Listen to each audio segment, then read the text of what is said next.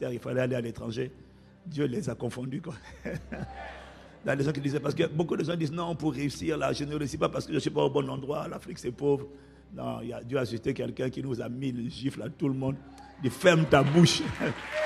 Ce n'est pas une question d'endroit, c'est une question de personne. C'est une question de vase. C'est une question de consécration. C'est une question de consistance. C'est une question de crédibilité. C'est une question de dépôt. C'est une question c'est une question de message. Et la Côte d'Ivoire et la francophonie est fière d'avoir quelqu'un qui est un message vivant. Un cœur de Dieu. Un cœur pour Dieu et un cœur de Dieu. Et la Bible dit, sachez honorer de tels hommes. Ouais. Donc, il y a des moustiques qui ont voulu faire du bruit sur Internet. Quand j'ai dit que cet homme n'est pas simplement un pasteur, un apôtre, c'est une autorité dans le royaume. Que tu le veuilles ou que tu le veuilles pas, dans le monde des esprits, on le connaît. On a dit, Jésus, je connais, Paul, je connais, et laisse-moi te dire, ton nom, on ne le connaît pas. Lui, on le connaît, et c'est quand tu es caché.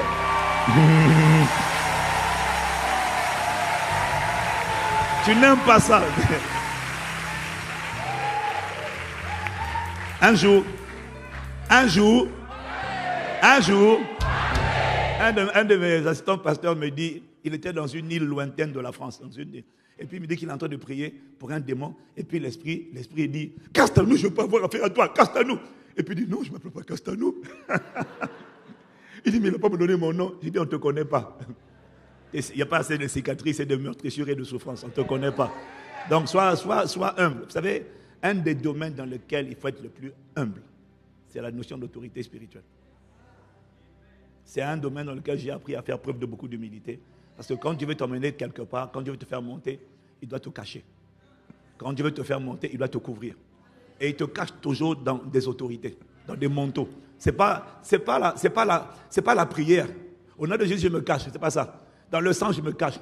Dieu te cache en t'enveloppant dans une couverture, dans une autorité, dans la voix d'un Samuel, dans sa génération. C'est comme ça qu'il te cache. Du coup, l'autorité Samuel est tellement redoutée dans le monde des esprits que quand il te cache dedans, laisse tomber, on va parler là-bas. C'est pas mon message. Non, je veux dire ça parce qu'il y a beaucoup de gens qui croient que c'est leur prière qui les cache. C'est important de comprendre la notion d'autorité spirituelle. Voilà. Dieu, la Bible dit que par un prophète, l'Éternel fit sortir Israël hors d'Égypte, et par un prophète, Israël fut gardé. Par une personne, tout le peuple a été gardé. Parce que je te dis ça parce que des fois tu crois que c'est ta prière qui te protège. Oui, il faut prier. Mais parfois, ce n'est pas que ta prière. Ce n'est pas que ta prière. Ce qui te combat là, ce n'est pas que ta prière. C'est le fait que tu aies l'humilité de te cacher sous des gens que Dieu a établis. Si tu comprends, c'est bien. Si tu ne comprends pas, ce n'est pas grave. Acclame seulement Dieu.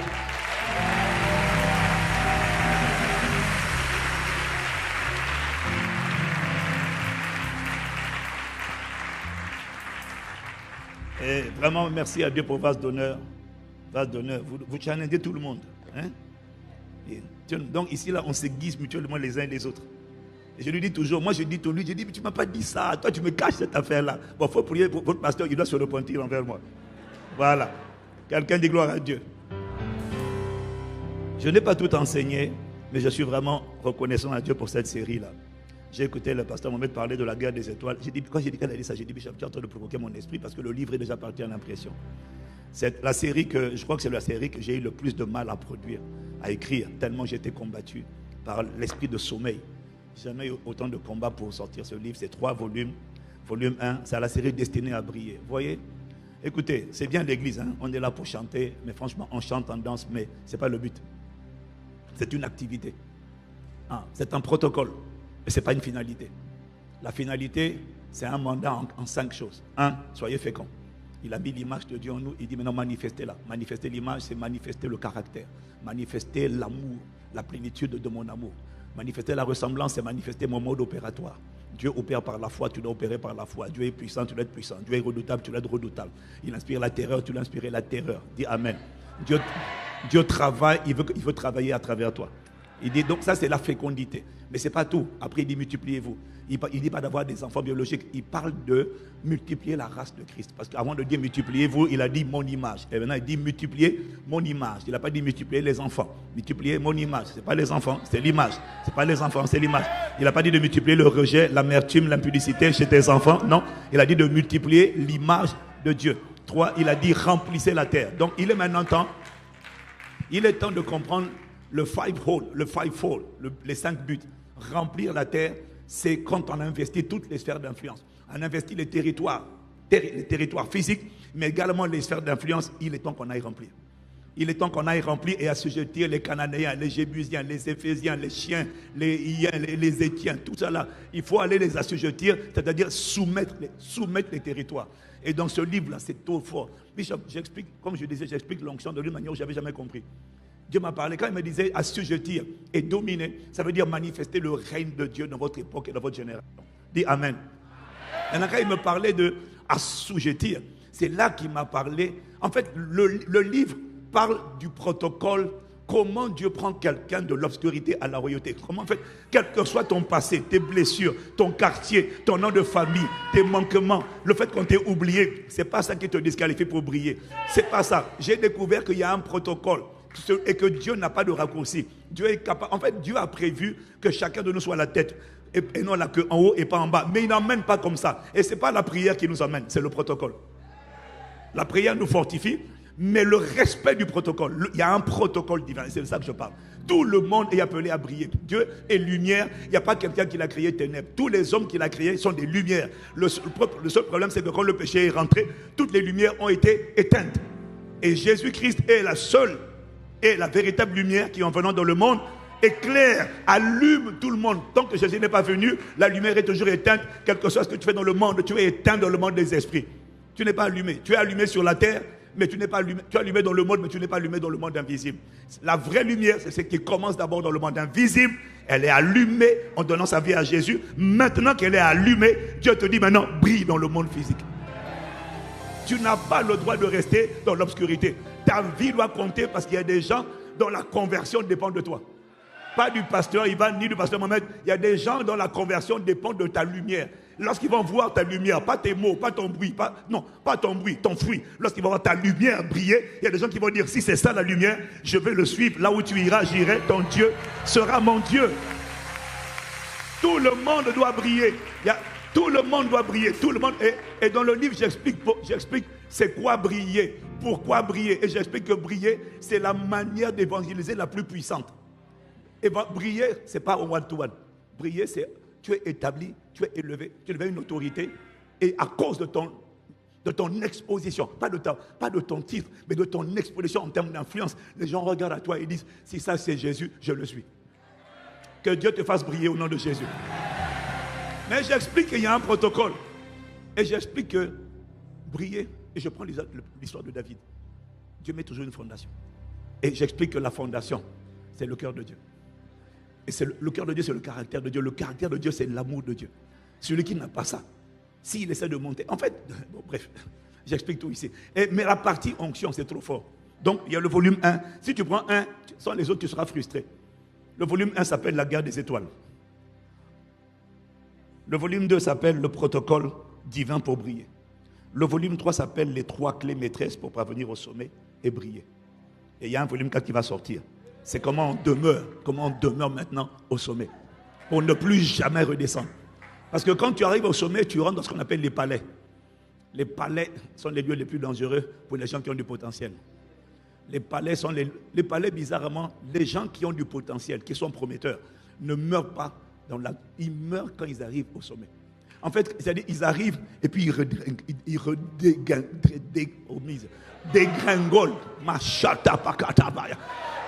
Ils dégringolent quand ils arrivent dans les palais. Parce que les palais sont des lieux très, très délicats. En fait, je vais vous dire pourquoi les gens échouent quand ils arrivent dans les palais. Parce que j'explique les 3 clés qu'il faut monter. OK? Et parmi les clés là, j'explique l'importance de l'expertise ou de la compétence pour devenir excellent. Je ne parle pas de l'onction. L'onction, c'est une autre capacité. Mais il n'y a pas que l'onction. Et la plupart des chrétiens sous-estiment l'importance de l'expertise, de la compétence. Alors, ce que je voulais vous dire, c'est qu'il est temps de s'instruire, d'augmenter la valeur, devenir excellent. On ne va pas résoudre les problèmes des gens seulement avec l'onction. Non. Et c'est là maintenant qu'il m'a montré que l'onction, il a donné l'onction pour... Ah non, on va parler. Mais quand il m'a expliqué, il m'a montré que, il m'a dit, vous sous-estimez, je t'ai donné des capacités à ta naissance biologique. Tu sous-estimes ça. Maintenant, je t'ai donné des capacités. Parce que l'onction, c'est des capacités spirituelles. Dis Amen. Je t'ai donné l'onction à ta nouvelle naissance. Le problème, c'est que vous voulez tous travailler avec ce que je vous donnais à la nouvelle naissance, mais pas avec ce que je vous ai donné à la première naissance. Vous sous-estimez la valeur de l'étude, la valeur de l'apprentissage, la valeur de l'expertise, la valeur de l'éducation. Vous sous-estimez ça, vous n'avez pas compris l'importance. Voilà pourquoi tu vois quelqu'un, il est prophète, mais il fait des fautes d'orthographe.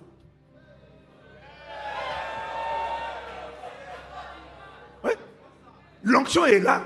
Mais le problème, c'est que tu n'as pas travaillé l'expertise, la compétence linguistique, la compétence intellectuelle. Je t'explique dedans que David a terrassé Goliath, mais il n'était pas seulement loin, il était compétent, il était habile, il savait utiliser la fronde. Quand tu dis Michael Jordan, tu penses à quoi? Basket. Quand tu dis Stephen Curry, tu penses à quoi? Quand tu dis Zinedine Zidane, tu penses à quoi? Quand on va mentionner ton nom, on va associer ton nom à quoi? Dans quel domaine on te reconnaîtra comme une autorité dans ton époque et dans ta génération qui te rend respectable? L'onction, c'est pour te permettre d'opérer à une dimension supérieure à ceux qui sont meilleurs dans le monde. Mais ce n'est pas que ça. Donc, j'explique que, en fait, Dieu m'a montré que l'onction, les gens peuvent tomber, mais ce n'est pas pour faire tomber les gens. Donc, dedans là, il m'a montré que sur la terre, il y a deux mondes qui se juxtaposent. Le monde invisible et le monde visible, les deux opèrent sur la terre. Et il me disait, au commencement, tu vois, le premier homme avait les deux dimensions en lui. Et quand il a créé l'être humain, les esprits méchants, les esprits territoriaux étaient déjà sur la terre. On dit Amen. Tu as enseigné, le serpent était déjà en Éden, dit Amen. Et puis il m'a dit, j'ai donné, et c'est ça que vous n'avez pas compris, j'ai donné la terre, je l'ai donnée brute. Il y a l'eau, mais elle n'est pas potable. C'est à vous de créer les ponts. C'est à vous de créer les routes. C'est à vous de créer les technologies. C'est à vous. Et vous n'avez pas compris qu'en fait, vous avez besoin de deux capacités pour impacter le monde. Vous avez besoin de l'onction pour soumettre les esprits. Parce que même si tu es brillant, tu ne peux pas réussir dans un territoire tant que tu n'as pas soumis les esprits du territoire. Je vous ai donné l'onction pour soumettre les entités territoriales. Mais je vous ai donné l'expertise et la compétence pour travailler dans le monde.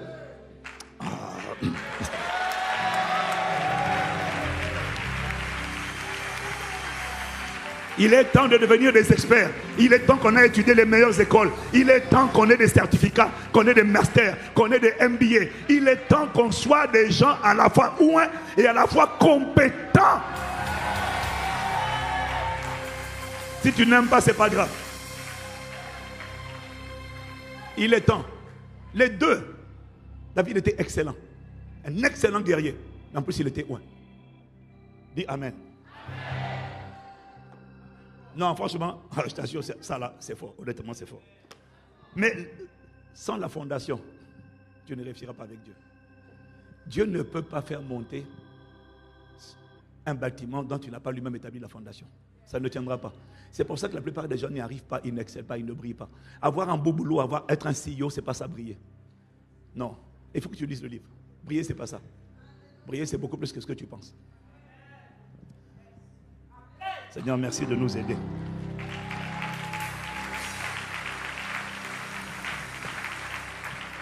Et c'est pour ça que Dieu est en train de nous parler de la consécration.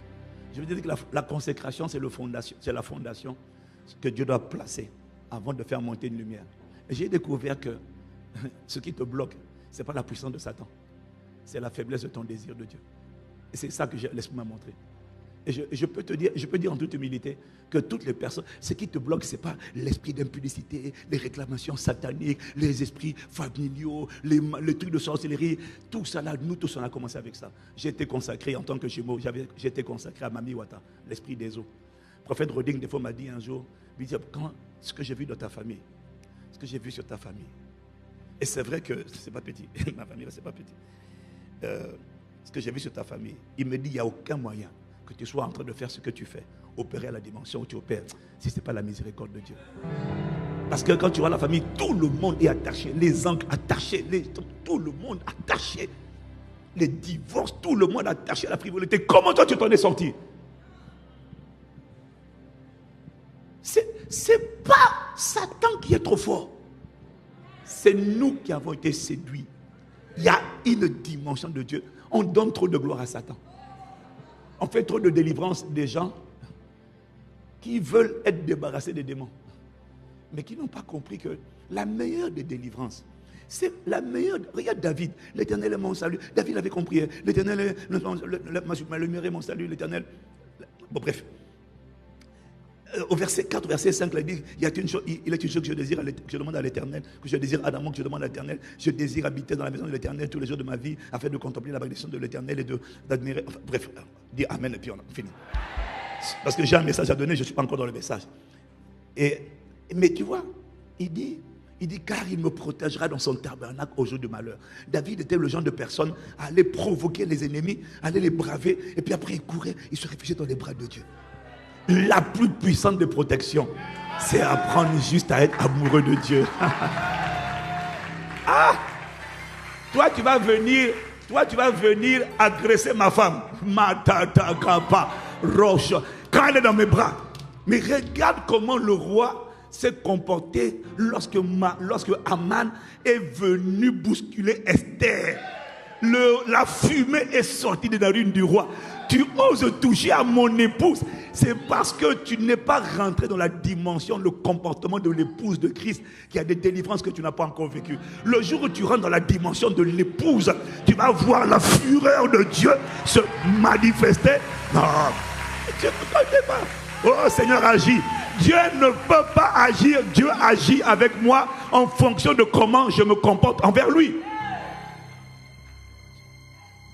La jalousie de Dieu, c'est pour ceux qui ont le cœur de l'épouse. Le comportement de l'épouse. Il n'y a rien de plus puissant que d'aimer Dieu. Non seulement c'est bon pour toi, c'est bon pour ton âme. C'est bon pour toi. Ce n'est pas Dieu qui a besoin, c'est toi d'abord qui en as besoin. Mais c'est ta meilleure des protections.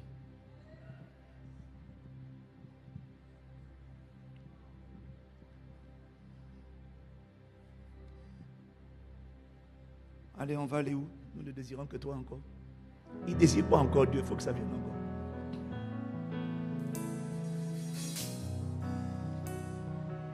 Non. Plus de toi, Seigneur.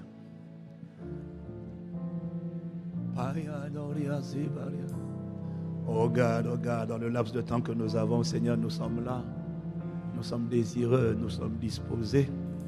Tellement incapables, tellement insignifiants, tellement incompétents. Nous n'avons que toi. Tu es notre plus grand bien.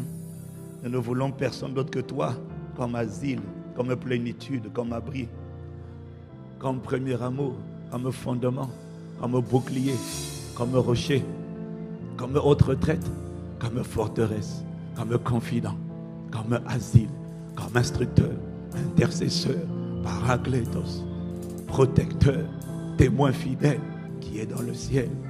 Seigneur, nous avons la volonté, mais en nous, il n'y a aucune capacité. C'est pourquoi nous demandons ton aide, afin que ta grâce fasse de nous les instruments de ta volonté, afin que ta grâce nous assiste, nous secourt, nous porte, nous transporte, nous escorte, afin que ta grâce relâche ton onction d'Esprit Saint et de puissance, pour faire de tous les instruments de ta volonté. Aligne-nous sur la fréquence de ton esprit, pour être capable d'entendre ce que dit l'Esprit, de voir ce que fait l'Esprit et de marcher dans la volonté de l'Esprit. Père, au nom de Jésus, nous demandons le ministère de l'Esprit, la plénitude de l'Esprit, la direction de l'Esprit, l'onction de l'Esprit, la consécration de l'Esprit, l'obéissance à l'Esprit, l'embrasement de l'Esprit, le feu de l'Esprit, la pureté de l'Esprit, le fruit de l'Esprit, le caractère de l'Esprit. Oh, nous demandons la plénitude de l'Esprit. Nous demandons l'irradiation de l'Esprit. Nous demandons l'embrasement de l'Esprit. Nous demandons l'enivrement, l'ivresse de l'Esprit. Nous demandons la dépendance à l'Esprit. Nous demandons l'Esprit, la vie de l'Esprit, le cœur de l'Esprit, le dépôt de l'Esprit, la sainteté de l'Esprit, l'ivresse de l'Esprit, la justice de l'Esprit. Nous demandons l'Esprit. Ne nous donne pas autre chose que l'Esprit. Et notre prière est conforme à ta volonté, puisque c'est toi qui as dit, si méchants comme vous êtes, vous savez donner de bonnes choses à vos enfants, à combien plus forte raison votre Père Céleste saura-t-il donner le Saint-Esprit à ceux qui le demandent. Nous demandons notre premier besoin. Notre premier besoin avant le travail, le mariage et même la santé, c'est l'Esprit. Oh, parce que c'est l'Esprit qui était là au commencement. C'est l'Esprit qui a quitté Adam. Et lorsque l'Esprit a quitté Adam et Ève, le chaos est rentré, les ténèbres sont rentrées, la mort est rentrée, le péché est entré. Mais lorsque l'Esprit revient en place, il n'y a désormais plus de condamnation pour ceux qui sont en Jésus. Lorsque tu reviens en place, la vie revient, la grâce revient, la paix revient, l'amour revient, le feu revient, la puissance revient, l'autorité revient, la foi revient, la joie indescriptible et pleine de gloire revient. Nous demandons le règne de l'Esprit. Oh, que ton règne vienne, Père, par le Saint-Esprit. Dans le laps de temps que nous avons, nous te supplions, ne me laisse pas trouver un autre avant l'Esprit. Ne me laisse pas trouver le succès sans trouver l'Esprit. Ne me laisse pas trouver la percée sans l'Esprit. Les choses que je vais trouver, si ce n'est pas toi, ces choses vont m'éloigner de toi. Elles vont me perdre, je t'en supplie. Aide-nous à aimer la vérité. Aide-nous à revenir à ta sainteté. Aide-nous à revenir au premier amour. Aide-nous à revenir à l'image du Dieu invisible. Aide-nous à désirer notre plus grand besoin. Notre plus grand besoin, c'est le cœur de Dieu, c'est le caractère de Dieu, c'est l'image de Dieu, c'est la face de Dieu greffée sur nos cœurs. Oh, nous t'implorons, nous avons la volonté, mais nous n'avons pas la capacité. Mais entends la voix de nos supplications qui demande toi. Ah, Bachata, je demande toi. Anorataziabaya, je demande Christ, je demande toi. Formé en moi, exprimé par moi, déployé par moi, révélé par moi, glorifié à travers moi. Oh, pour Machata, investis ma vie, investis ma maison, investis mon foyer, investis mon quartier, investis ma famille. Oh, s'il te plaît. Ano Shito Parasia, Ekona Pariasia. Plus de toi, Ano Sopariana. Plus de toi, les commandations. Plus de toi, je demande. Plus de toi, nous demandons. Plus de toi, nous réclamons. Plus de ta sainteté, plus de ta consécration, plus de ton amour, plus de ton dépôt, plus de toi formé en moi, plus de ta sainteté, plus de ta puissance, plus de toi. Plus de ton témoignage, plus de ton héritage, plus de ta visibilité. Je demande tout de toi, je demande tout je demande tout de ton caractère, tout de ta ressemblance. Toute ton image, toute ta plénitude, tout ton débordement de l'Esprit rien ne moi d'échapper, tout de toi. Je ne veux pas une partie, non. Je demande l'investiture. Je demande que tu m'habites. Oh, je t'en supplie. Fais de moi ton quartier, le quartier général de la gloire de Dieu. Apparaît à travers moi. Exprime-toi à travers moi. Ne laisse plus égo vivre. Ne me laisse plus vivre, non, non. Mais toi seul viens vivre en moi. Toi seul exprime-toi en moi. Exprime ta splendeur et ta gloire. Exprime ta pureté, ta sainteté. Exprime ta puissance et ton autorité. Exprime ton honneur et ta majesté. Exprime ta royauté. Exprime la sacrificature en moi. Exprime l'image du Dieu invisible. Exprime à quoi ressemble Dieu. Exprime comment opère Dieu.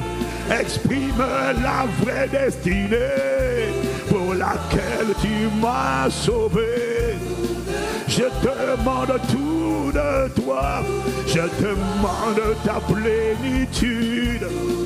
Je demande que tu apparaisses dans toute ma famille pour que tu révèles ta gloire. Tout de toi, oh, tout de toi, tout de toi. Plus de toi, Seigneur, plus de toi, plus de ta ressemblance, plus de toi. Oh, aide-moi et tout entier à toi. Plus de discernement de ta voix et de ta voix. Oh, de ta volonté, s'il te plaît. C'est le désir de mon cœur. Oh, j'ai la volonté, mais je n'ai pas la capacité. Je demande plus de toi. Je demande en vérité tout de toi à l'intérieur de moi. De ta ressemblance, de ta conformité. Oh, plus de discernement de toi, discernement de ta voix et de ta volonté. Seigneur, plus de ta volonté, de ta volonté. Assieds ta volonté, Seigneur. Affermis-moi dans ta volonté, Seigneur. Manifeste à travers moi ta volonté. Fais-moi vivre la vie qui est conforme à ta volonté. Je demande la grâce de vivre ta volonté. Ta volonté, c'est que je te connaisse. Ta volonté, amène-moi à ta volonté. Aligne-moi sur ta volonté. Aligne-moi sur les projets que tu as formés sur cette année. Que tu as formés. Rattrape mon retard et aligne-moi, positionne-moi au cœur de ta volonté. Au cœur de la destinée que tu as préparée pour cette saison. Rattrape mon retard, le retard causé par mes faux raisonnements, ma désobéissance. Aligne-moi, catapulte-moi comme une flèche au cœur de ta volonté. Ta volonté, ce sont des projets de paix et non de malheur pour me donner un avenir et de l'espérance. Ta volonté, c'est que ta lumière brille au sein des ténèbres. Ta volonté, c'est de faire le bien et de guérir toute maladie et toute infirmité parmi le peuple. Ta volonté, c'est de faire toutes choses à merveille et non à moitié. Ta volonté, c'est que ta gloire apparaisse au milieu des ténèbres. Ta volonté, c'est que du soleil levant jusqu'à son couchant, ton nom dans ma vie, ton nom dans ma famille, ton nom dans ma génération soit souverainement élevé. Je demande ta volonté manifestée sur la terre comme au ciel. Oh, je t'en supplie, je ne sais pas comment le faire, mais viens m'envelopper, viens me saisir, viens m'arracher de tout ce qui n'est pas ta volonté. Viens me délivrer des relations, des associations, des cœurs qui ne sont pas ta volonté, des dépôts qui ne sont pas ta volonté. Viens me consacrer pour ta volonté. Ah, Chodopan, oh, ne me laisse pas comme je suis. Moi, je n'ai que la volonté, mais la force vient de toi, la capacité vient de toi, la grâce vient de toi. Oh, fais-moi grâce, s'il te plaît, malgré la manière dont j'ai mal commencé, fais-moi grâce d'être aligné sur ta volonté et de courir la course de la vie, la course du destin dans les prochaines années, Seigneur, de ma vie, jusqu'à ce que je retourne auprès de toi. Fais-moi grâce de maximiser ma vie et de vivre, d'accomplir une vie alignée au service de ta volonté. Oh, je t'en prie, ta volonté, ce n'est pas l'embarras. Ta volonté, c'est la santé divine. Ta volonté, c'est la splendeur, la beauté, la splendeur de la cendre, le témoignage favorable. Ta volonté, c'est l'héritage. Ta volonté, c'est la gloire. Ta volonté, c'est l'honneur. Ta volonté, c'est la tête. Ta volonté, ce n'est pas la queue. Ta volonté, c'est en haut. Ta volonté, ce n'est pas en bas. Ta volonté, c'est ta visibilité. Satan est visible à travers les sorciers, à travers le péché. Tu veux apparaître à travers moi. Oh, ne me laisse pas un temple de réquisition pour la sirène des eaux, pour l'impudicité, la colère, la jalousie, le rejet, ou les péchés sexuels, ou l'égoïsme. Non, je n'ai pas été créé par Satan. Je n'ai pas à le révéler. J'ai été créé par le Créateur béni éternellement pour montrer à quoi tu ressembles. Oh, accorde-moi la grâce d'accomplir les buts pour lesquels tu m'as sauvé. Oh, je t'en supplie, accorde-moi la grâce d'être fécond. Accorde-moi la grâce de multiplier la race de Christ sur la terre par l'évangélisation et le disciple-là. Accorde-nous ensemble de remplir les sphères d'influence, de remplir les villes et les villages et de mener le règne de Dieu. Accorde-nous la grâce de soumettre les esprits territoriaux, soumettre les esprits familiaux, soumettre la création, soumettre la nature par la compétence, l'expertise, mais associée à l'onction d'Esprit Saint pour dominer les esprits des eaux, les esprits des lacs, des forêts, des savanes, des montagnes. Ah, accorde-nous la grâce de ne pas nous prosterner devant les esprits des territoires, mais de les soumettre par la domination. Accorde-nous la grâce, oh Père, d'arriver à manifester le but pour lequel tu nous as suscités, manifester le règne et la volonté de Dieu, changer les systèmes, changer les valeurs et donner aux nations l'envie de devenir des disciples de Jésus. Oh, s'il te plaît, ta volonté inspire les paroles de nos bouches et les pensées de nos cœurs. Aligne-nous sur la fréquence divine. Je ne suis pas capable de parler, je ne suis pas capable d'expliquer. Je demande miséricorde et grâce et compassion. Rends-moi capable d'être l'instrument de ta volonté, s'il te plaît, à la louange et à la gloire, pas d'une église, mais de Jésus le Christ, du soleil levant jusqu'à son couchant. Relâche ta grâce. Oh, souviens-toi, nous t'avons pas demandé des activités, nous t'avons demandé le résultat. C'est que Christ soit formé, c'est que tu nous délivres des ennemis et des adversaires, de notre consécration, et que tu nous emmènes à t'aimer et à être conforme à toi, afin de refléter sur la terre l'image du Dieu invisible. Accorde-nous la grâce de ne plus être une poignée, mais de devenir une armée. Oh, Shatapaya, une armée de cauchemar pour le royaume des ténèbres. Ano Shat. Rachatapa, Okoba Rachatapaya. Oh, rends-nous capables d'exprimer ta volonté. Oh, aie pitié de nous et compassion de nous. Nous te remercions, nous comptons sur toi. Nous te demandons ton secours de ta volonté. Seigneur, ta volonté, de ta volonté, c'est bien plus de toi. Chata Pariasia. Oh la mandasia la machata. Oh God, oh God, oh God. Nous te remercions d'avoir compassion de nous. Nous te remercions de nous instruire. Nous te remercions de nous conduire. Nous te remercions de nous édifier. Saint-Esprit, nous te demandons que tu nous synchronises sur ta fréquence dans le peu de temps que nous avons. Seconde après chaque fraction de seconde, après fraction de seconde, aligne-nous sur toi. Et que le rassemblement des nations soit pour le plaisir de Jésus le Christ. Au nom de Jésus. Nous t'avons prié, Père, par le Saint-Esprit, avec action de grâce. Amen. Amen, amen, amen. Amen, amen, amen. Amen, amen, amen. Amen à ton amour. Amen à ta consécration. Amen, amen, amen.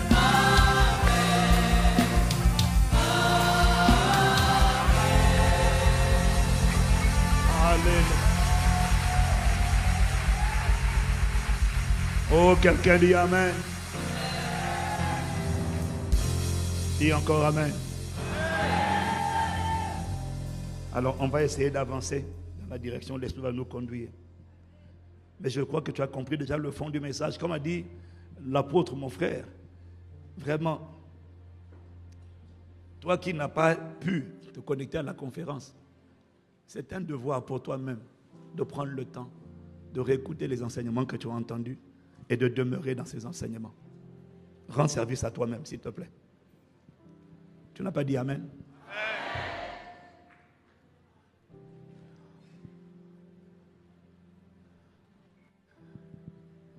Donc hier, on a dit beaucoup de choses depuis qu'on a commencé. Mais moi, je suis venu ici pour travailler la fondation. Je vous ai dit que c'est la fondation sur laquelle on revient tout le temps. Le reste des choses, tu vois, parce que tout ce qu'on est en train de dire là, en vérité, quand on te parle de consacrer, c'est parce que c'est la fondation indispensable pour aller dans ton destin. Et ton destin, c'est briller. Je répète, ta destinée, c'est briller. C'est ta destinée. Tu dois désirer briller, c'est ta destinée. C'est comme ça que ta vie doit être. Tu as été suscité pour éclairer ta génération. Mais tu vois, ce matin, si le Seigneur me fait grâce, je veux vous parler du pire ennemi de la consécration. Et j'ai commencé à en parler hier. C'est le pire ennemi de la consécration. Je vous ai dit que tous les êtres humains sont nés dans le corps. Et ce qu'il y a dans le corps n'est qu'un reflet de ce qu'il y a dans le cœur. De comment Dieu a créé le cœur. Alors il utilise les choses visibles pour nous enseigner les choses invisibles. Est-ce que quelqu'un peut dire amen?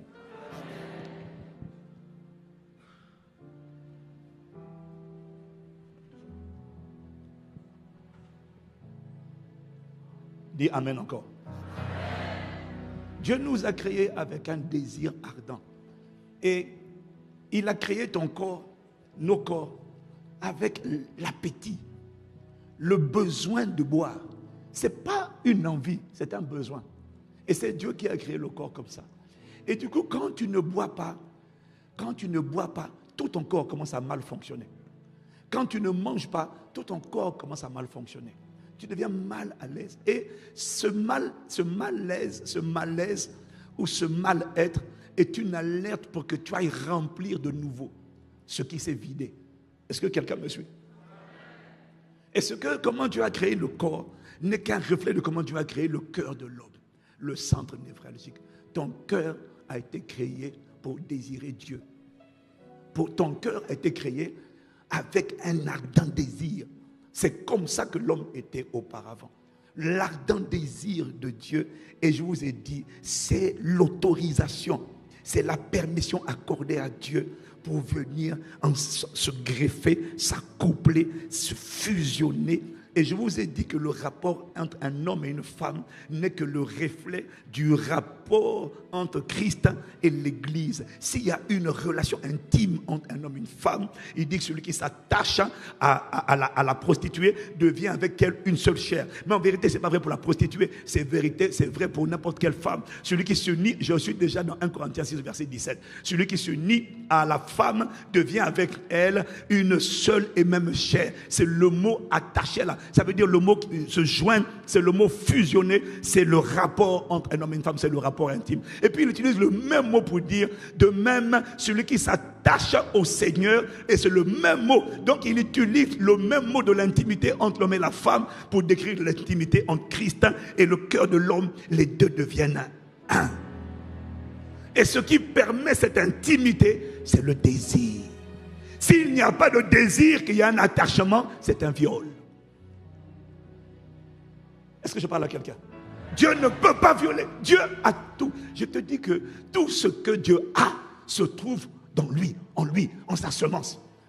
Et la semence d'un homme, c'est la gloire de l'homme. C'est l'honneur de l'homme. Et j'ai vu ça avec le mot, je vous ai dit, bon, je n'ai pas le temps de tout montrer. Donc, mes pasteurs Mohamed en parle tout le temps. Proverbe 5, verset 9. Il parle de la vigueur. J'ai regardé le mot Odé. Il parle de la vigueur, la majesté, la splendeur. Tout ce qui a de Dieu, tout ce qui caractérise Dieu est dans sa semence. Le mot grec de semence, c'est le mot sperma.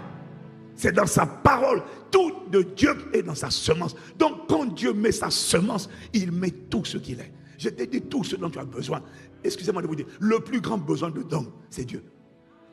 C'est pour ça que la Bible dit que vous avez tout pleinement en lui. Colossiens 2, verset 10. Vous avez tout pleinement en lui. Car il est la tête de toute autorité. Vous avez tout pleinement en lui, car il est la tête de... Oh, Seigneur, excusez-moi. Vous avez tout pleinement en lui, qui est le chef de toute domination et de toute autorité. Tout se trouve en lui. Tout se trouve en lui. La santé, la sagesse, l'intelligence, la puissance, l'honneur, la beauté, la gloire, la vie, la vigueur, la délivrance. Tout est en lui. Il n'y a rien sans lui. Et donc tout ce que Dieu est se trouve en lui. Et tout ce dont j'ai besoin, il m'a fait comprendre, c'est que quelle que soit ma condition, quel que soit mon état, j'ai juste besoin, pas de sa présence, pas de désirer sa présence, parce que sa présence ne suffit pas, mais de désirer sa personne. Et quand une femme dit à son mari, je te veux, je te désire toi, elle n'est pas en train de dire je veux que tu sois là, elle est en train de dire je veux l'accouplement. Et l'accouplement, c'est pour devenir un. Mais c'est Christ qui s'impose en toi quand tu t'accouples avec lui. C'est sa nature, c'est sa puissance, c'est sa sainteté, c'est sa pureté, c'est sa royauté, c'est sa majesté. Il t'engloutit en lui, tu disparais pour être uniquement en lui. Ah, est-ce que quelqu'un peut dire amen? Il y a une puissance, le but de la soif. Et quand je t'ai dit que quand on parle du désir brûlant, on est en train de parler de la soif. La soif, c'est pas une soif. Non, non, non. La soif, c'est un désir brûlant. La soif, c'est une quête permanente. Et c'est tous les jours qu'il faut avoir soif de Dieu.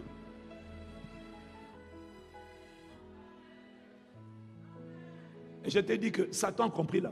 Bref, la soif, c'est le protocole qui permet à Dieu de venir fusionner par son esprit avec le cœur de l'homme. Quelqu'un l'a dit amen. Maintenant, je te dis que Satan aussi a compris. Satan connaît la puissance de la soif. Satan sait que si tu es David et que tu as grandi dans le rejet, tu as grandi dans l'abandon, tu as grandi dans le mépris, tu ne peux pas avoir grandi comme ça sans avoir les conséquences et les séquelles, sans avoir l'amertume, sans avoir le rejet, sans avoir la déception.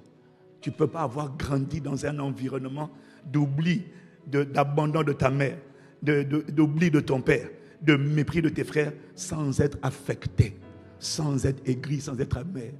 Mais David, depuis l'Ancien Testament, te montre que tu n'es pas obligé d'être le prisonnier de ton passé.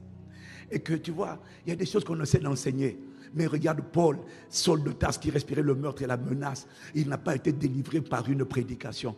Il a été délivré par une expérience de la rencontre, de l'amour. Il a été délivré par une rencontre. Et ce qui te délivre, la connaissance c'est bien, ça te donne l'instruction. Mais la connaissance, prends la connaissance, mais tu ne pourras pas échapper à la nécessité d'aller dans les lieux secrets et à juste apprendre à demander à Dieu. Dieu. Quand David dit, oh Dieu, tu es mon Dieu, oh Dieu, je te cherche, je t'explique qu'à force de désirer Dieu, malgré tes blessures de l'âme, malgré les viols que tu as subis, malgré les injustices, à force de venir dire à Dieu, aie compassion de moi, regarde mon état. Toi, tu te préoccupes de ton état, regarde mon célibat, regarde mes finances. Commence d'abord par le premier des besoins. Le premier des besoins que tu as, c'est d'abord ton cœur. Seigneur, regarde mon état, regarde les blessures, regarde les émotions, regarde la ruine, mes émotions en ruine. S'il te plaît, la première chose que tu as donnée à l'homme, c'était ton image. Restaure ton image en moi. Ne me laisse pas dans cette condition. Ne me laisse pas avec ces traumatismes. Ne me laisse pas avec cette colère, cette amertume. Regarde, Seigneur, je suis bien disposé, mais il y a des pensées cochonnes, il y a des choses qui se baladent dans mon corps. Moi, je veux n'être qu'à toi, mais je suis poursuivi, harcelé. Je suis harcelé par des voix qui me parlent, qui me disent, tu es à nous, tu ne nous échapperas pas. Oh Père, aide-moi. Ne demande pas la délivrance. Demande à Dieu, Seigneur, accorde-moi la grâce d'être à toi. Moi, je veux n'être qu'à toi. Je veux être l'instrument de ta volonté. Je veux t'aimer. Je veux t'appartenir. Aide-moi. Pardonne ce dépôt. Pardonne la haine. Pardonne l'amertume. Pardonne la colère. Pardonne les offenses. Pardonne. Et là, tu vas être obligé de demander pardon de ce que j'ai retenu mon père. Pardon de ce que j'ai retenu ma mère. Pardon de ce que j'ai retenu les gens qui m'ont fait du mal. Ne me laisse pas devenir un pénitencier vivant à moi tout seul par le manque de pardon. Parce que le manque de pardon fait de toi un pénitencier, une prison en mouvement. Parce que tu gardes les gens. Lui, il a fait ça, je l'enferme. Lui, il a fait ça, je l'enferme. Lui, il a fait ça, je m'enferme. Alors tu es quelqu'un, tu es une prison ambulante qui retient toutes sortes. Ne me laisse pas est une prison ambulante. Et puis du coup, je suis chargé et fatigué. Et c'est ça qui me fatigue et qui me charge. Accorde-moi la grâce de n'être qu'à toi. Pardonne à mon père, pardonne à ma mère, mais délivre-moi. Ne laisse pas mon cœur être dans cet état. Je n'ai pas été créé pour ressembler à Satan. Je n'ai pas été créé pour ressembler à l'amertume. J'ai été créé par toi, en toi et pour toi, pour ton plaisir. Débarrasse-moi de ce qui n'est pas ton plaisir. Aide-moi. Ne me laisse pas avec cette colère. J'ai été offensé, mais ne me laisse pas avec cette offense. Délivre-moi de ma misère. Délivre-moi de mes manquements, délivre-moi de mon état, délivre-moi de cette amertume, délivre-moi de ces voix de rejet qui sont toujours là. J'en ai assez de retenir les gens, aie pitié de moi. Moi, tout ce que je demande, c'est toi. Tout ce que je désire, c'est toi. Emmène-moi ta conformité, emmène-moi à t'aimer, emmène-moi à te connaître. Écoute-moi, tu ne peux pas insister comme ça, pas une fois, mais la musique, mais un fond musical, et puis entonne. Mano sipaya, ratapaya, et désir. Oh la maya. C'est le premier but de la prière. Le premier but de la prière, ce n'est pas de te donner ce que tu demandes, c'est d'abord que tu sois rempli du Saint-Esprit. Le premier but de la prière, c'est pas d'exaucer tes prières. Le premier but de la prière, c'est d'abord de te remplir de l'Esprit. Et tu dois d'abord demander, parce qu'une fois que tu es rempli de l'Esprit, tu pourras être conduit par l'Esprit. Après, tu pourras être oint par l'Esprit. Mais j'ai besoin d'être rempli de ton amour, rempli de ta paix. Je ne sais pas comment y arriver, mais aide-moi, je t'en supplie. Ne me laisse pas garder ces mauvais trésors. Délivre-moi, aide-moi à être conforme à toi. Je ne peux pas insister sur ça. Tu ne peux pas supplier Dieu. Il faut arrêter de prier pour faire semblant. Il faut arrêter de prier pour les apparences. Il faut arrêter de dire, oh Dieu, tu es mon Dieu, alors que tu sais que tu es rempli d'amertume. Tu vois, ton cœur est déjà faux. Ton cœur est déjà hypocrite. Ton cœur est déjà malhonnête. Viens à Dieu avec un cœur sincère. Approchez-vous de lui avec la plénitude de la foi, avec le cœur sincère. Viens seulement comme tu es. Dis, ne me laisse pas dans ma condition. Ne me laisse pas dans mon état. Accorde-moi la grâce de t'aimer, s'il te plaît. Aide-moi, s'il te plaît. Elle ne me laisse pas. Et quand tu sais que tu as des mauvaises pensées, tu as des pensées d'impudicité, de péché sexuel, ne viens pas pour dire à Dieu, oh Seigneur, je te loue. Non, non, parce que tu sais que si tu as convoité déjà dans ton cœur, tu as déjà commis l'adultère. Pourquoi est-ce que tu attends de tomber dans l'adultère? Je vais te dire une chose, la différence entre les gens qui tombent physiquement Pourquoi les gens tombent physiquement? On ne tombe pas physiquement sans être tombé d'abord dans les pensées. Mais pourquoi tu n'as pas arrêté le poison qu'elles ont dans les pensées en disant Seigneur, j'ai péché, je te demande pardon, ces pensées ne sont pas tes pensées. C'est toi qui as dit dans ta parole. Pourquoi de telles pensées? Pourquoi pareille pensée? S'élève-t-elle dans vos cœurs? Dans mon cœur, tu n'as les mauvaises pensées. Je demande pardon, j'ai péché. Oh Seigneur, j'ai commis l'adultère, j'ai commis la fornication par les mauvais désirs. Et pitié de moi, je n'ai pas été créé pour la fornication. J'ai été créé pour être à toi, mais je n'arrive pas. Mais aide-moi, aie compassion de moi. Tant que tu n'enlèves pas ça de moi, je ne bouge pas. Je vais rester là, et tu dois rester là, et tu dois pleurer, implorer, supplier. Et à force de persévérer, c'est ce qu'on appelle la dimension du frapper. À force de persévérer, sans changer les mots, mais juste en train de soupirer, tu vas voir que sans que tu ne fais exprès, tu vas sentir à un moment donné, il y a un feu. Parce que attention, l'amour n'est pas une émotion. L'amour n'est pas un sentiment. L'amour de Dieu est un feu. Est-ce que tu as entendu parler du film qui s'appelait les feux de l'amour? Et parce qu'ils avaient compris, l'amour est un feu. L'amour est une passion qui vient de Dieu. Et à un moment donné, à force de désirer, plus tu soupires, plus tu désires, plus tu es comme l'épouse qui est en train de dire à son mari, chérie s'il te plaît, viens, chérie s'il te plaît, oh capa l'achat. Et là tu es en train de l'inviter. Et à un moment donné, tu sens un feu en train de venir à l'intérieur de ton cœur. Il dit, qui est-ce qui est en train d'obscurcir mon cœur? Qui veut cohabiter avec moi alors que l'épouse me demande, qui es-tu? Rejet, qui es-tu? Colère, qui es-tu? Impudicité, chatapaka. Et quand Dieu vient, il vient toujours comme un feu dévorant. Ma Bible dit, devant lui est un feu dévorant, autour de lui une violente tempête. Si tu insistes et tu persévères, à un moment donné, tu vas sentir un feu est en train de t'embraser. Et quand ce feu t'embrase, qu'est-ce qui s'est passé? Il vient de relâcher sa semence à l'intérieur de toi, Rachat. Oh, tu n'as pas dit amen. Il vient de relâcher la semence de son amour, la semence de sa sainteté, la semence du zèle de sa maison. Et c'est comme ça qu'on est transfiguré, on est transformé, métamorphosé de gloire en gloire par le Seigneur, le Saint-Esprit. Il y a une puissance dans le désir ardent.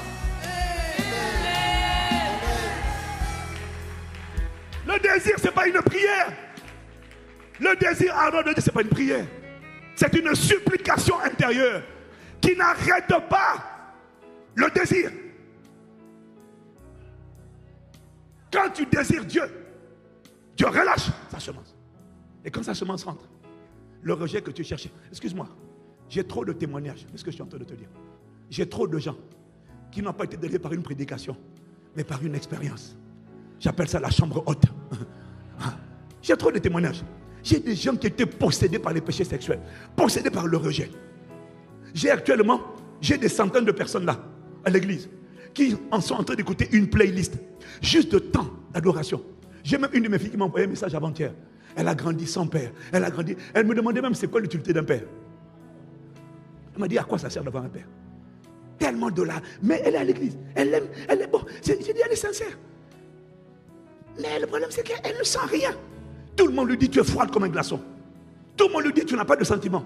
Tout le monde lui dit donc du coup elle me dit j'ai fini par accepter que c'était mon identité. C'est normal, je suis froide comme un glaçon. Je lui ai dit va écouter tel enseignement. Elle est partie écouter. Et puis la semaine dernière je lui ai dit, parce que Juliana a fait une playlist 48 minutes. Elle a combiné différents temps juste d'exposition.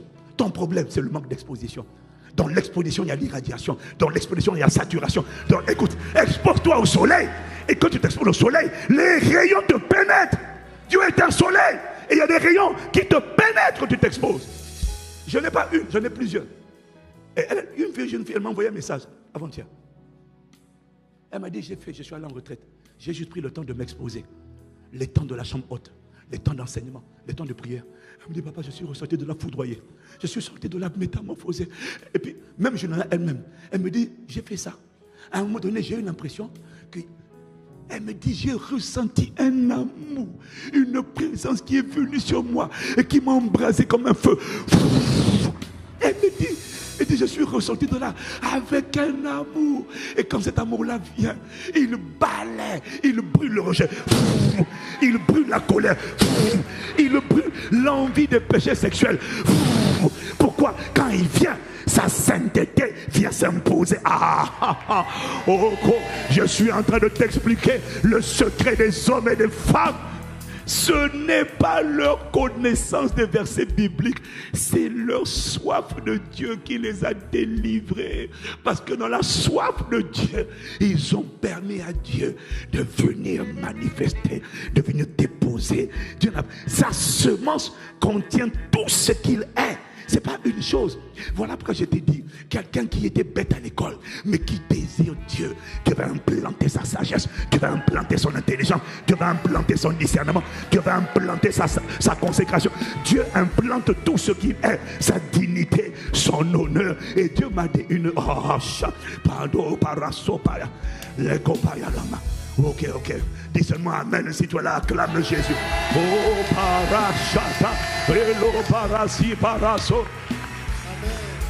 La soif de Dieu, c'est la chose la plus importante qui doit être trouvée en toi. Parce que quand il n'y a pas de soif, ça veut dire que tu es malade. Mais quand il n'y a pas de soif, ça veut dire que tu es rassasié. Et c'est là maintenant que Satan est malin. Parce qu'il vient rassasier les gens pour les empêcher d'avoir soif de Dieu. Et la soif de Dieu, c'est le seul protocole qui te permet de recevoir l'image de Dieu. La soif de Dieu, c'est le seul protocole qui te permet de recevoir l'amour. L'amour est là, mais l'amour ne s'exprime pas sans la soif. L'amour, c'est ton besoin, mais il ne s'exprime pas tant que tu n'as pas soif. C'est dans sa semence, il faut que tu le désires. Maintenant quand il vient, tout ce qu'il est, soudainement ton cœur, et il vient pas, il balaie tout. C'est comme un feu qui foudroie tout. Shada, Matoso Palacia, Naparia. Et Satan a tellement compris le danger de la soif qu'il a créé. Je t'ai dit que la soif, c'est le désir ardent. Tout désir ardent qui n'est pas orienté vers Dieu, je t'ai dit, c'est de la convoitise. La convoitise, c'est quoi? La convoitise, c'est la soif, mais qui n'est pas orientée vers la personne de Dieu. Et je t'ai dit que la convoitise, c'est pas toujours le désir de quelque chose de mauvais. Ça peut être le désir d'être connu, le désir de réussir ma vie, le désir d'avoir l'argent. Tout désir qui te brûle, je te dis fais attention à tes désirs, parce que les désirs te brûlent à l'intérieur. Les désirs font la guerre à tes membres. Un désir qui n'est pas orienté vers Dieu sera une oppression. C'est pourquoi il y a des gens, tant que je ne suis pas marié, le Saint-Esprit peut être là, on a beau adorer, toi tu n'es jamais satisfait. Pourquoi? Tant que je ne suis pas marié, tant que je n'ai pas d'enfant, je n'ai pas de joie. C'est-à-dire la joie de Dieu n'arrive pas à te satisfaire. Non, ça veut dire non. Pourquoi? Parce que tant que je n'ai pas le mariage, tant que je n'ai pas la guérison, tant que je n'ai pas ci, tant que je n'ai pas ça, Satan t'a séduit. Et je vous ai dit que c'est là maintenant le danger de la convoitise. La convoitise, c'est le plus gros poison que Satan ait inoculé dans le cœur de l'homme après la chute. La convoitise est une ruse de Satan. C'est une ruse de Satan pour emmener les hommes à ne pas désirer ardemment Dieu et à être rassasiés par le monde, par la chair. Est-ce que quelqu'un me suit?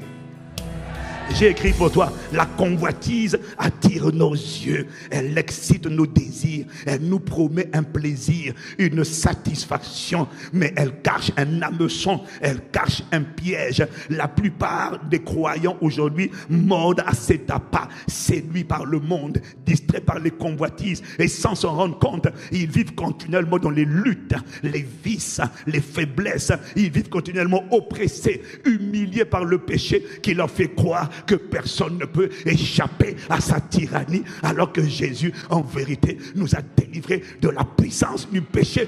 Mais pourquoi est-ce que je ne vis pas cette délivrance du péché? C'est à cause de la ruse, de la convoitise. Désirer ardemment, avoir un désir brûlant pour la femme étrangère, un désir brûlant pour le mariage, pour l'enfant, même pour la guérison. Tout désir qui n'est pas Dieu premièrement est une convoitise. C'est lui qui t'a créé. Il t'a créé en lui, par lui et pour lui. Il t'a créé pour être à lui. Il t'a créé pour être son épouse.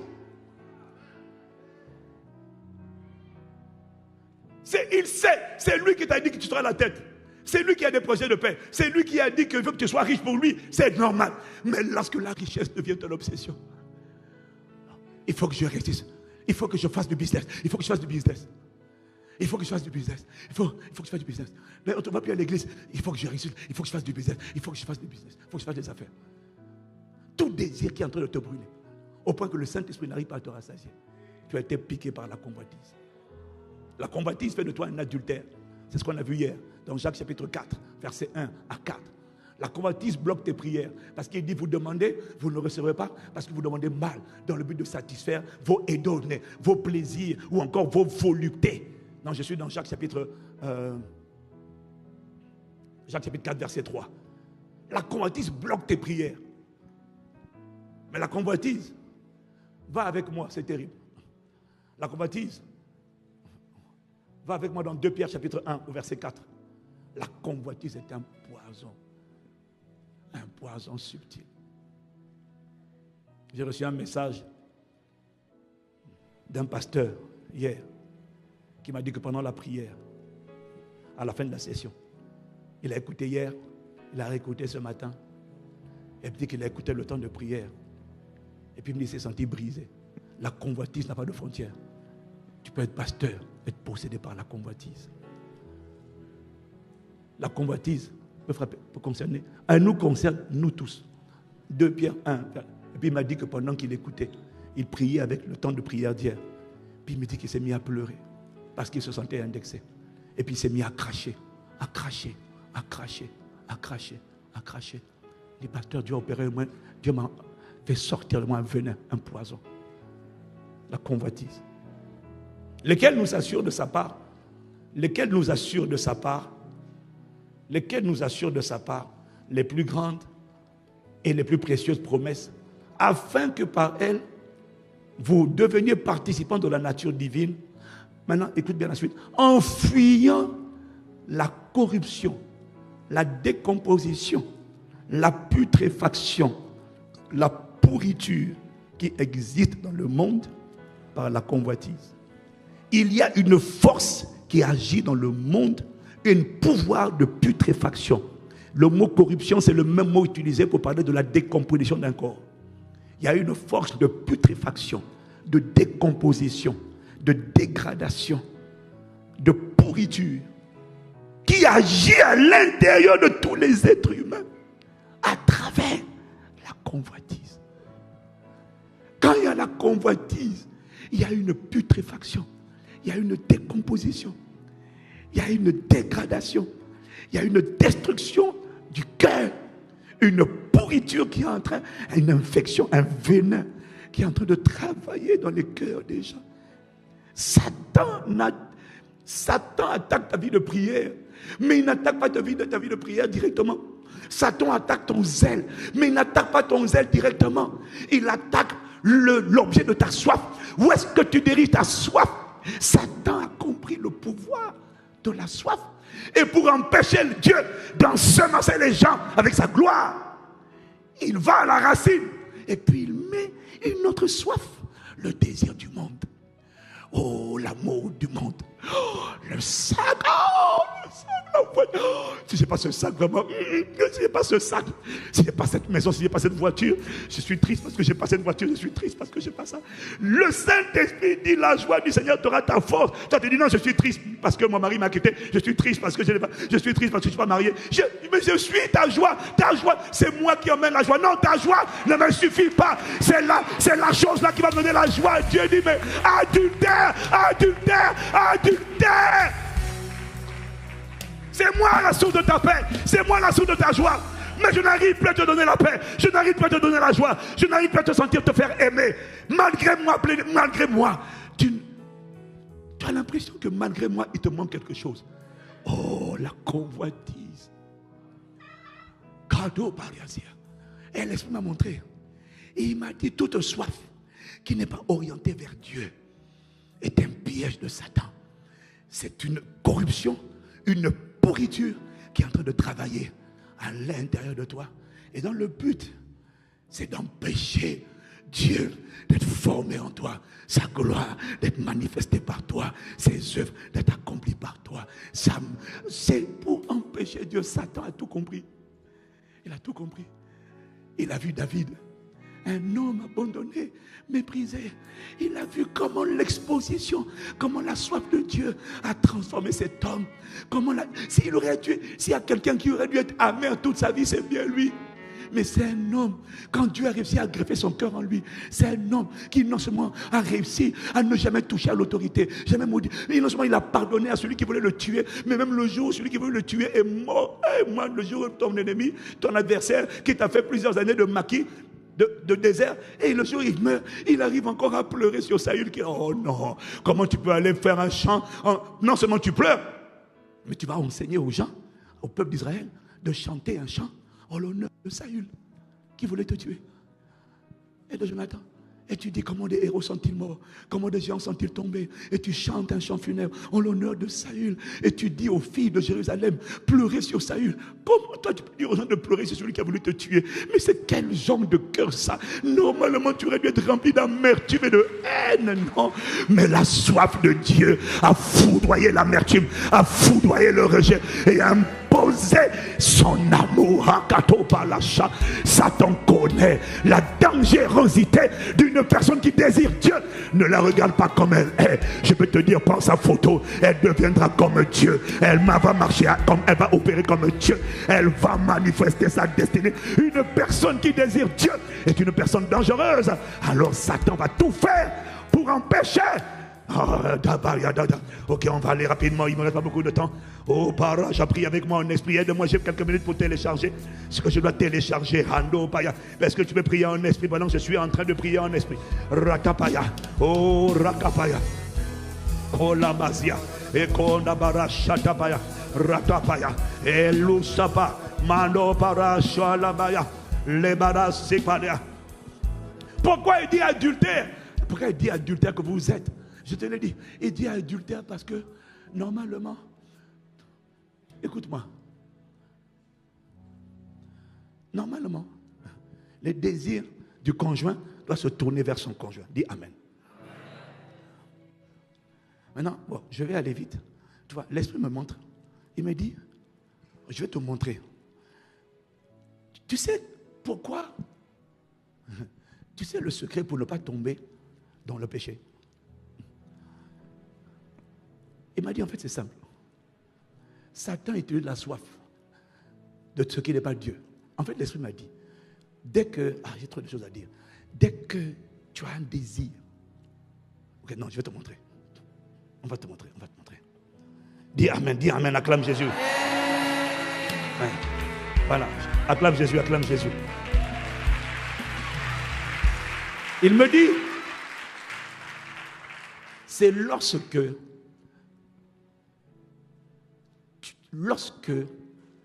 ton désir n'est pas porté vers l'époux, que c'est là que la tentation vient. On est d'accord? Avant d'arriver à l'adultère, il y a toujours un préliminaire. Maintenant, je vais te montrer comment Adam et Ève sont tombés. On y va. Jacques chapitre 1. Jacques chapitre 1, verset 13. On y va rapidement. Jacques chapitre 1. Si tu es là, tu dis Amen. Oh non, maintenant, là j'ai dit, maintenant regarde, Hervé, je leur ai donné le Jacques normal. Maintenant, ils me mettent le verset d'avant-hier.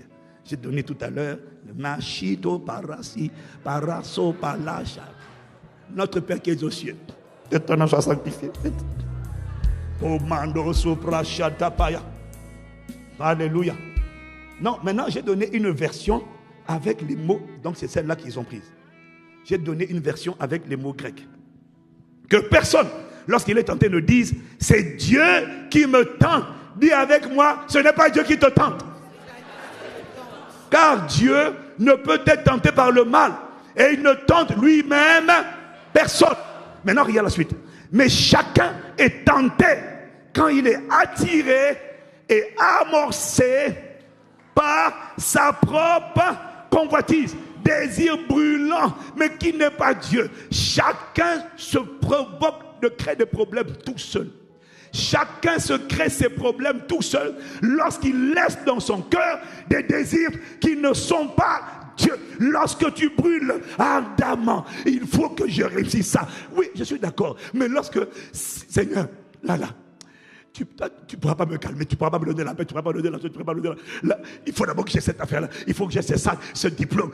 Tout ça, c'est bien, c'est légitime. Mais lorsqu'un désir brûlant est en ton cœur et que le Saint-Esprit n'arrive pas à te donner sa paix, tant que tu n'as pas cette chose-là, tu es dans la convoitise. Il dit que chacun est tenté quand il est attiré et amorcé par sa propre convoitise. Dis Amen.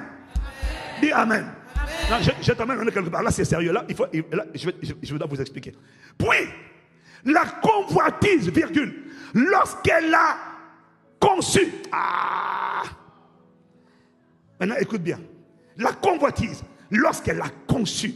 Le mot conçu, là, c'est sulambano. Ça veut dire saisir ou encore devenir enceinte. Il est en train de te dire que de la même manière que la soif de Dieu. Non, on va parler là-bas. Il dit, la convoitise, tout désir qui n'est pas Dieu, te rend enceinte. Rend ton cœur enceinte. Puis la convoitise, lorsqu'elle a conçu, c'est-à-dire il y a eu une grossesse à l'intérieur. Mais je n'ai pas demandé la grossesse. Il m'a dit, si le corps de l'homme, d'une femme plutôt, peut être stérile, le cœur de l'homme ne connaît jamais de stérilité. Le cœur de l'homme connaît la grossesse, mais ça dépend de vers qui ta soif est orientée. Sache une chose, celui pour qui tu as soif va déposer sa semence en toi. Si c'est Dieu, il va mettre sa semence en toi. Si c'est l'amour du monde, sache que Satan va mettre, si c'est la convoitise de la chair, le désir du sexe, sache que Satan va rendre ton cœur enceinte dès qu'il y a la convoitise. La convoitise, mais garde ça à l'écran. La convoitise lorsqu'elle a conçu. La convoitise lorsqu'elle est devenue enceinte. Si on dit enceinte, ça veut dire qu'il y a quelque chose à l'intérieur. Est-ce que je parle à quelqu'un? Il y en a, tu es enceinte de quelque chose, tu n'as pas envie d'enfanter ça. Le problème, c'est que c'est ça que tu vas enfanter. Parce que regarde la suite. Puis la convoitise, lorsqu'elle a conçu, enfante. C'est-à-dire accouche. Le grec, c'est tikto. Donne une postérité, met au monde. Ça veut dire que le péché d'Adam et Ève n'a pas commencé par le péché. Non. Il dit, la convoitise, lorsqu'elle a conçu, enfante le péché. Ça n'a pas commencé par le péché, ça a commencé par la convoitise. Ça veut dire quoi? Avant le péché, Ève et Adam ont vu que l'arbre était beau. Le Saint-Esprit dit, je suis là, moi. Excuse-moi, mets-toi de côté. La voiture, l'arbre. C'est mignon, c'est beau. Si j'ai pas ça, il faut ça. Ça l'est tellement beau. Mais si j'ai pas ça, je sens que je ne serai pas heureux. Tant que je n'ai pas l'enfant, tant que je n'ai pas le travail, tant que je n'ai pas le mariage, tant que je n'ai pas le boulot, tant que je n'ai pas la guérison, tant que je n'ai pas la défense, il n'y a personne qui va me satisfaire. Il n'y a que la guérison. Tant que je n'ai pas ça, la convoitise, dès qu'elle a conçu, enfante. C'est-à-dire qu'elle ne reste pas seulement enceinte, mais il y a quelque chose qui va sortir de cette grossesse. Donc la convoitise crée une grossesse. Et la grossesse crée un enfant. On appelle le péché. Maintenant regarde. Et le péché, étant consommé, lorsqu'il parvient à son développement optimal, il produit la mort. La mort, avant d'être la mort physique, c'est d'abord la séparation. Ça te sépare de Dieu. Ça te lève de Dieu. Et tu ne comprends pas comment. Je ne sais pas, je ne comprends pas pourquoi j'ai pas envie de prier. J'aimerais prier. Je n'y arrive pas. J'aimerais servir. Je n'y arrive pas. Je ne sais pas. Pasteur, j'aimerais, je n'y arrive pas. Maintenant, le diable te dit, non, tu es trop occupé. Tu as trop de boulot. Ce n'est pas que tu as trop de boulot. C'est que Satan t'a rassasié. Je t'ai dit hier. Je vais te montrer mon secret. Que je te dise mon secret. Le secret du pasteur Mohamed. Le secret de mon livre. Tu sais, tu vois, la tentation commence par des désirs qui ne sont pas Dieu. Et puis il m'a dit, regarde, si une femme est mariée, la tentation de le mariage commence lorsque tes désirs se portent vers une autre personne. Rien que dans tes pensées. Maintenant, dans le monde, dans le cœur, pas dans le corps, dans le cœur, dès que tu as un désir, il y a une grossesse. Mais s'il y a une grossesse, c'est parce qu'il y a eu une semence qui a été libérée. Donc le diable, par le monde, par la chair, relâche des semences à l'intérieur de ton cœur. Une personne qui toute la journée pense à une autre femme ardemment que sa femme, qui médite toute la journée sur une autre femme que sa femme. Tu sais qu'à force de méditer, c'est pour ça qu'il y en a qui vont dans la... Ils touchent la main, la main va vers le bas là. La main. Mais c'est parce que tu as d'abord pensé. Après la main va vers le bas. Puis maintenant, après la phase de tout le monde, il y a une semence qui est sortie. Maintenant, quand le conjoint vient, je te dis, la libération de la semence épuise. Ça relâche une force. Ça relâche. Ça, tout le monde, quand la semence est sortie, tout le monde est fatigué. Tu es épuisé. Tu n'as plus de force. Maintenant, quand le mari vient, chérie, excuse-moi, aujourd'hui, c'est parce que tu es tombé dans l'adultère. Maintenant, comment on fait pour ne pas tomber dans l'adultère? C'est simple. Quand quelqu'un est toujours toute la journée, quand tu désires continuellement, quand tu soupires continuellement, quand tu lui dis accorde-moi, Père, de t'aimer, Dieu dit viens, je suis là. Et quand il relâche sa semence, qu'est-ce que tu sens? Une force, une puissance est rentrée en moi. Et cette puissance te rassasie de sa bonté, te rassasie de sa joie, te rassasie de sa paix, te rassasie de sa sainteté, te rassasie de son humilité, te rassasie de sa pureté, te rassasie de sa majesté. Et maintenant, quand le péché du sexe vient, le péché de l'orgueil vient, le péché de l'arrogance, le péché vient dans ses pensées. Il dit, je suis là, il va, toc, toc. Il dit, oui, je suis le péché. Il dit, excuse-moi, je suis déjà rassasié.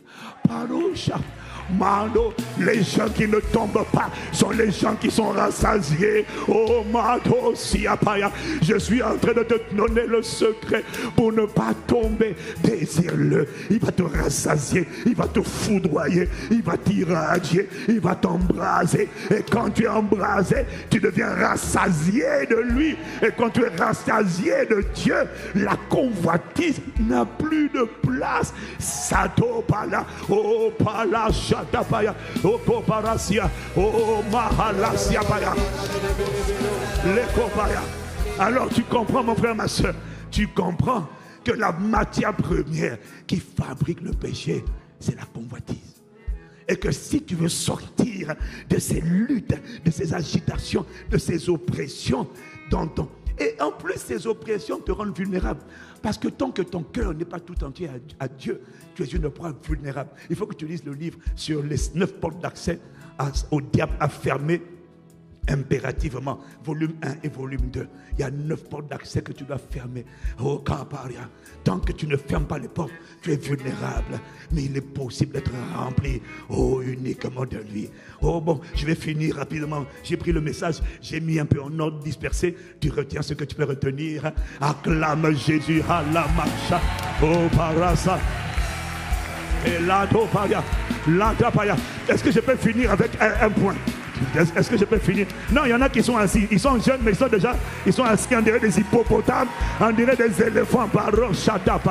Oh, maintenant, Bishop, maintenant je vais te dire le problème. Non, j'ai fini, j'atterris seulement. Maintenant, je vais te dire le problème. Je vais vous dire le problème. Le problème qu'on a dans l'église, c'est quoi? Dieu m'a parlé. Est-ce que je te dis ce qu'il m'a dit? Que je te dis ce qu'il m'a dit? Que je vous dis ce qu'il m'a dit là-bas? Dans l'attente que je dis ce qu'il m'a dit? Je vais vous dire le problème. Tu vois, Dieu m'a dit, tu n'as pas compris. Tout ce qui doit sortir de Dieu, les projets de Dieu, ne peuvent pas être engendrés par quelqu'un qui a la connaissance de ces projets. Je vais répéter. Je vais répéter. Tu peux demander, Seigneur, c'est quoi ma destinée? Ça ne va pas t'aider. Prophète, homme de Dieu, c'est quoi mon destin? Ton destin, c'est de devenir chef d'État. Oh yes, c'est bien, ça ne va pas t'aider.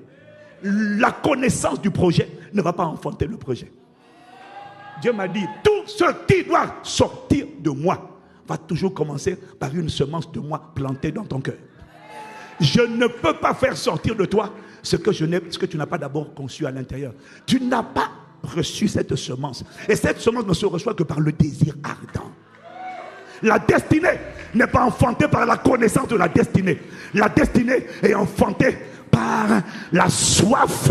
Et quand il y a la soif de moi, je viens maintenant m'imprimer en toi. Et en toi, je viens déposer mes pensées. Je viens déposer la connaissance des projets que j'ai formés sur toi. Projets de paix et non de désir et non de malheur, plutôt pour te donner l'avenir et de l'espérance. Mais non seulement je viens te rendre enceinte de ma volonté et de mes projets, mais ce n'est pas tout. La soif, regarde ce qu'il a dit, ce que fait la convoitise, la soif le fait également. Remets Jacques chapitre 1, ce que fait la convoitise. Il dit, la convoitise conçoit, virgule, quand elle a conçu, elle enfante. Il dit, tu vois, par la soif fait la même chose. La soif te fait concevoir. Il y en a qui disent, c'est quoi le mari que tu as préparé pour moi? Le mari que tu as préparé pour moi, qu'il a préparé pour toi, ne viendra pas parce que tu as la connaissance. Même si Dieu t'annonce, tout ce qui doit venir de Dieu commence par la semence de Dieu qui doit planter en toi. Je te révèle, je mets en toi la connaissance de mes plans. Mais c'est pas tout. Quand Dieu met en toi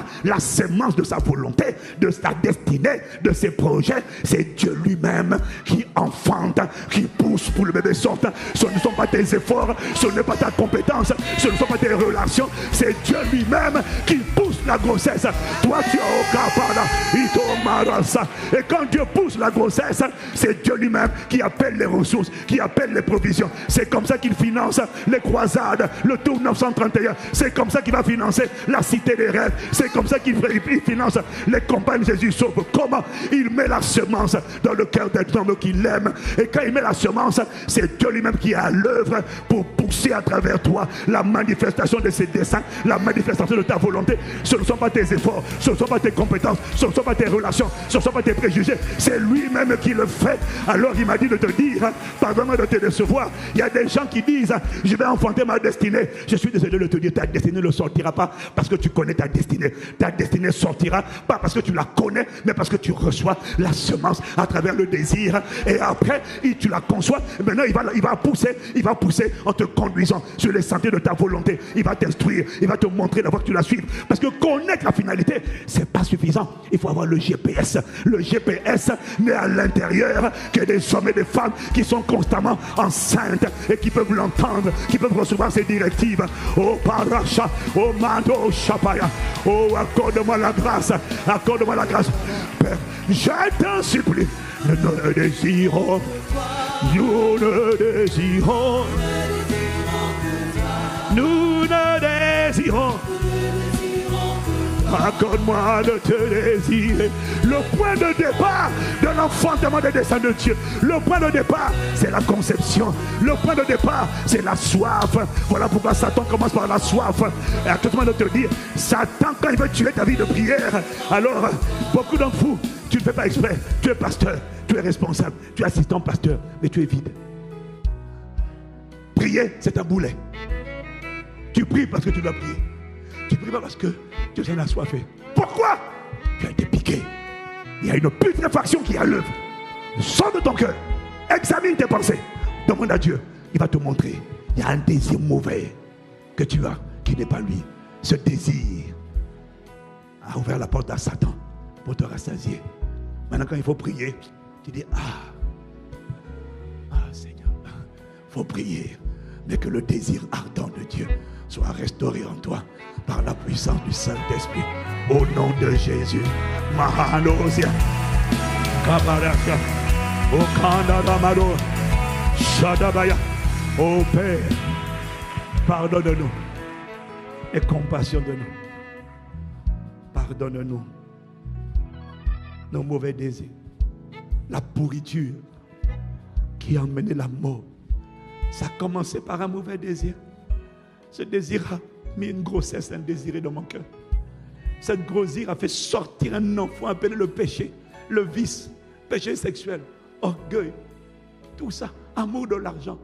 Ça a commencé des choses qui auraient dû être des besoins légitimes à présenter devant Dieu sont devenues des désirs brûlants. Le Saint-Esprit, tu ne peux pas me rassasier. Tant que je n'ai pas ça, je n'aurai pas la paix. Tu dis, je n'ai pas le temps pour servir Dieu. Je n'ai pas le temps pour aimer Dieu. Je n'ai pas le temps pour être disponible. Je n'ai pas le temps pour faire des disciples. Ce n'est pas que tu n'as pas le temps. C'est que Satan t'a rassasié. Mammon, le Dieu de l'argent, t'a rassasié. Humilie-toi. Demande pardon à Dieu. Ramène-moi à ton cœur. Ramène-moi à ton cœur. Je t'en supplie. Aie compassion de moi. Aide-moi. Au nom de Jésus. Nous t'avons prié avec action de grâce. Amen. Amen. Amen. Amen. Amen. Amen.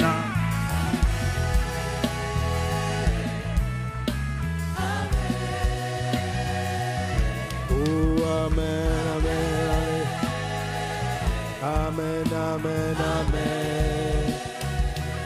Alléluia, merci Saint-Esprit.